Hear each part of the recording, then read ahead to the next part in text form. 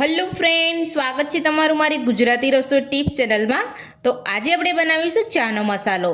તો નોર્મલી ઘરે તમે ચા તો બનાવતા જ હશો, પણ મારી એ રીતે તમે મસાલો બનાવી અને ચા બનાવશો તો બહાર જેવી તમારી એકદમ જોરદાર ચા બનીને તૈયાર થશે। અને આ મસાલો તમે ઘરે બનાવી અને 12 મહિના સુધી સ્ટોર કરી શકો છો। તો ચાલો આપણે ચાનો મસાલો બનાવવાનું શરૂ કરીએ। ચાનો મસાલો બનાવવા માટે સૌથી પહેલા મેં અહીંયા પેન લીધું છે। તો પેનને આપણે અહીંયા ગેસ ઉપર નથી રાખ્યું, તો સૌથી પહેલા આપણે પેનની અંદર બધા જ મસાલા લઈ લઈશું। તો સૌથી પહેલા ચાની જાન એટલે કે ઇલાયચી લઈશું। તો મેં અહીંયા 10 ગ્રામ જેટલી ઇલાયચી લીધી છે। સાથે જ આપણે અહીંયા થોડા મરી લઈશું। મેં અહીંયા 5 ગ્રામ જેટલા મરી લીધા છે। સાથે જ 5 થી 7 ગ્રામ જેટલા લવિંગ લઈશું। તેટલા જ પ્રમાણમાં આપણે અહીંયા તજના ટુકડા લઈશું। 2 ચમચી જેટલી વરિયાળી લઈશું।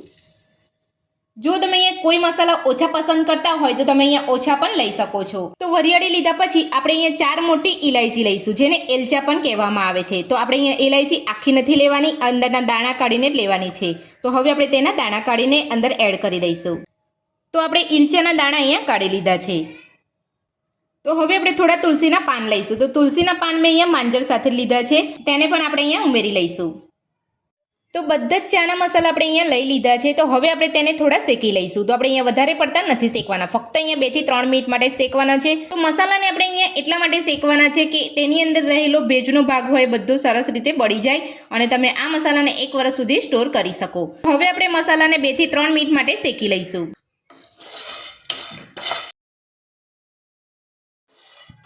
તો 2 થી 3 મિનિટ જેટલો સમય થઈ ગયો છે અને બધા જ મસાલા સરસ રીતે આપણે અહીંયા શેકી લીધા છે। તો હવે આપણે ગેસ બંધ કરી અને પેનને આપણે ગેસ ઉપરથી ઉતારી લઈશું। હવે આપણે મસાલાની અંદર 4 ચમચી આપણે સૂંઠ પાવડર ઉમેરીશું।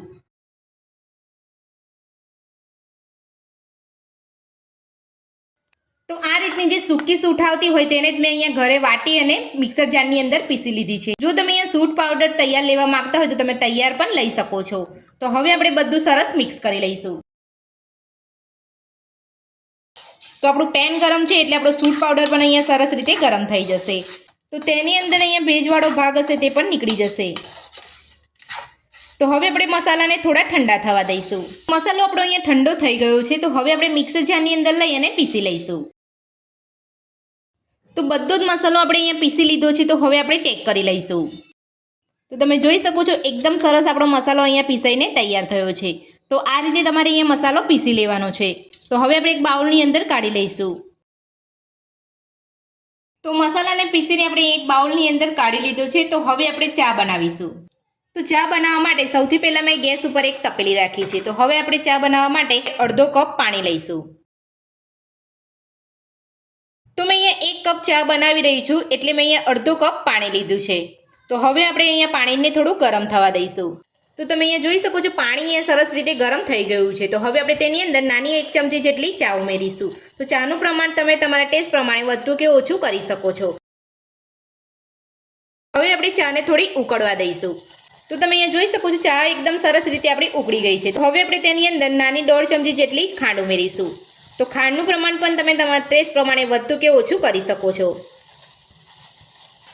તો હવે આપણે ચાને અહીંયા બરાબર ઉકળવા દઈશું। ચા તમે જ્યારે બનાવો મસાલાવાળી ત્યારે તમારે આ રીતે ચા બનાવવાની છે। તો મારી આ રીતે તમે ચા બનાવશો તો ઘરના બધા જ વખાણ કરશે અને તમારી ચા એકદમ બાર જેવી બનીને તૈયાર થશે।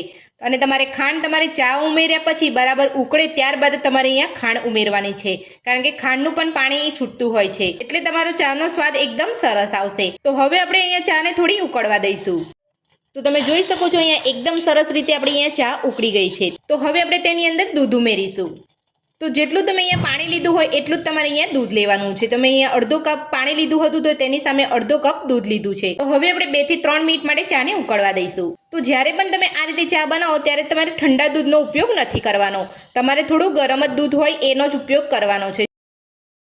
તો દૂધ ઉમેર્યા પછી 2 થી 3 મિનિટ જેટલો સમય થઈ ગયો છે અને ચા આપણી એકદમ સરસ રીતે ઉકળી ગઈ છે। તો હવે આપણે તેની અંદર જે આપણે મસાલો બનાવ્યો હતો તે નાની અડધી ચમચી જેટલો ઉમેરીશું। તો જો તમે અહીંયા ચા સ્ટ્રોંગ પીવા માંગતા હોય તો મસાલાનું પ્રમાણ તમે તમારા ટેસ્ટ પ્રમાણે વધુ ઓછું કરી શકો છો। તો હવે આપણે તેની અંદર મસાલો ઉમેરીશું અને હવે આપણે ફરીથી 2 મિનિટ માટે ચાને ઉકળવા દઈશું।